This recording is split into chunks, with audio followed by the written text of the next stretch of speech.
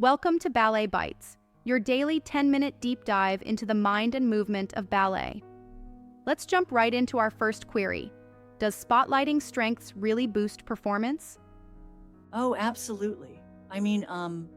Those positive psychology gurus say so, right? And, despite ballet's culture being so fixated on corrections, celebrating what's working could really shift that mindset. Exactly. Think about it. After a class, dancers noting things like good musicality or steady passe can actually lift their confidence. There was that 2024 survey showing a 12% rise in self-rated confidence by week 5. It's like, even Yeah. a tiny boost can make a world of difference backstage and on stage. And it's interesting because it challenges the norm. Rather than scribbling red ink corrections all over the casting sheets, coaches might start, say, piloting strength notes during January intensives. That subtle shift could transform the entire training environment.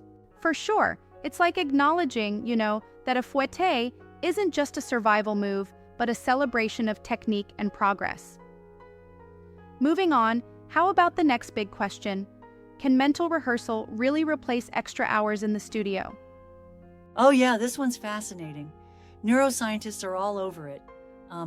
A 2023 meta-analysis in Neuroscience and Biobehavioral Reviews pointed out that just imagining a choreography lights up the motor cortex similarly to actually performing it, right? Precisely. I, tried this out myself. 5 silent run-throughs of a Swan Lake Act 2 in bed, and wow, the next morning the opening plie felt, almost déjà vu smooth. I can see It's like that. your brain banks spatial memory and calms those pre-show jitters. And look at the principal dancers at English National Ballet. They reported fewer spacing hiccups after adding nightly visualization during their 2024 tour. It's a perfect example of harnessing mental practice alongside physical rehearsal. Right on. But, while mental rehearsals build spatial memory, they don't exactly build turnout muscles. So it's a handy complement, not a full replacement. That nuance is key. It's like, using the brain's rehearsal to prep the body while still doing the heavy lifting in the studio. Now, question 3. Perfectionism, friend or foe? This one is, quite the double-edged sword. Oh, for sure. Ballet has this ingrained culture of perfection, and if it's left unchecked, it can tank mental health. But if reframed, it can actually drive growth. Recent commentary from the Royal Ballet's clinical advisor said that perfectionistic strivers who focus on process goals like smooth heel leads showed a 40% reduction in performance anxiety compared to those chasing error-free shows. Yep, definitely. Wait, so are we saying that aiming for experimentation in each class, rather than an impossible error-free performance, really makes a difference? Exactly. It's like switching your scoreboard from no mistakes allowed to 1 technical experiment per class. But, I do wonder if sometimes too much emphasis on any goal, even a process one, can inadvertently create pressure. What if, for some dancers, even the process goal becomes another measure of perfection? That's a very valid concern. It's a delicate balance, isn't it? You want the perfectionism to act as a coach rather than a relentless critic. It seems that measuring learning rather than flaw counts is the hack here. Yes, indeed.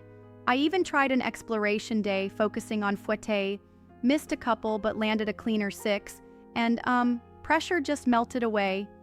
It's about embracing growth rather than tormenting oneself. And that, I think, is a lesson every dancer can take to heart. Now, shifting gears to question 4. Do micro-mindfulness breaks, like quick breathing resets, really speed recovery and reduce stress? Oh, most definitely. A February 2025 sports medicine study showed that just 90-second breathing resets can cut cortisol spikes by roughly a third after a grand allegro. Imagine that, less stress, and a clearer mind for the next set. Yeah, It's a neat trick you can incorporate even when you're in the middle of a busy day.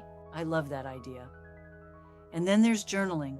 Boston Ballet 2 dancers reported clearer injury rehab timelines and fewer mystery aches after they started logging nightly notes. It truly ties mental focus with physical progress. Absolutely. And if you add some process-oriented goals into the mix, like engage deep rotators today, it's a trifecta for mind, body, and progress. Small rituals, massive payoff. Yes, it's like a micro reset that does wonders for recovery and reduces that overwhelming stress. Now, on to our final question. Are studios finally normalizing the talk around mental health? I think they are, and it's inspiring to watch. World Ballet Day 2024 even streamed a panel where directors pledged to offer on-site counseling within 2 seasons. That's a big cultural shift. Right, absolutely. And look at Houston Ballet. They're already partnering with sports psychologists. Dancers there log their appointments like they do point shoe pairs, normalizing mental health care as part of their routine. Yes, and I love how the culture is shifting. When a seasoned soloist casually mentions booking a therapy hour, apprentices immediately pick up that it's standard practice, rather than something to be hidden. It's refreshing to see leadership modeling this openness, sharing their own coping tools during production meetings. It really sends the message, how's your head? Goes right alongside, how's your hamstring? Exactly. And one prediction seems almost inevitable. By Nutcracker 2025, performance notes might include mental health resources right next to rehearsal schedules. That's progress in both mind and art. Indeed. It's like the entire ecosystem is finally recognizing that mental fitness is just as important as physical technique. Totally. So, to recap, we have celebrate strengths to boost confidence, use mental rehearsal to complement studio work, reframe perfectionism so it drives growth, take micro-mindfulness breaks to manage stress and aid recovery, and foster a culture where mental health is openly discussed. Yes, and each of these tactics interlocks to remind us that a dancer's technique rides shotgun to their mindset. Train both, and the artistry just soars. Imagine it like this. It's like a beautifully choreographed ensemble where every part, mind, body, and spirit must be tuned to perfection, yet allowed to be imperfect in its journey toward mastery. Yeah, I love that analogy. And if you think about it, these approaches can be applied not just to ballet, but to so many performance arts. The idea that our internal dialogue shapes our external performance is universal. Exactly. But I want to challenge one aspect here. While these techniques are promising, do we sometimes run the risk of over-intellectualizing artistic expression? I mean, can too many strategies clutter the pure, spontaneous joy of dance? That's a fair point. There is a delicate balance to strike. On one hand, structured mental techniques can boost performance and resilience. On the other, art thrives on instinct and emotion. Perhaps the key is to integrate these strategies gently, so they support rather than stifle the natural creative Yes, flow. right. It's like learning to control the chaos without letting it control you. Exactly. Even in traditional ballet, where routines are so time-honored, infusing a bit of modern mental wellness can be a game changer without losing the essence of the art. And that's what makes this discussion so exciting. It's about evolving the mindset in tandem with refining the technique. Now, I'd love to hear from our listeners. What's your take? Do you have a studio tactic that transformed your practice? Yes, drop your thoughts in the comments, share your wins and even your stumbles. Every bit of experience adds to the collective growth. And if today's deep dive resonated with you, be sure to like and subscribe. It's all about building community, where mental strength and artistic excellence walk hand in hand. Absolutely. I love that.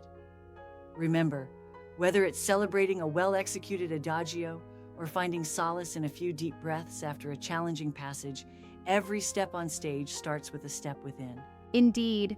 So, as we wrap up today's session, keep in mind, celebrate your strengths, visualize your success, temper perfectionism with curiosity, take those mindful micro breaks, and most importantly, be open about your mental health.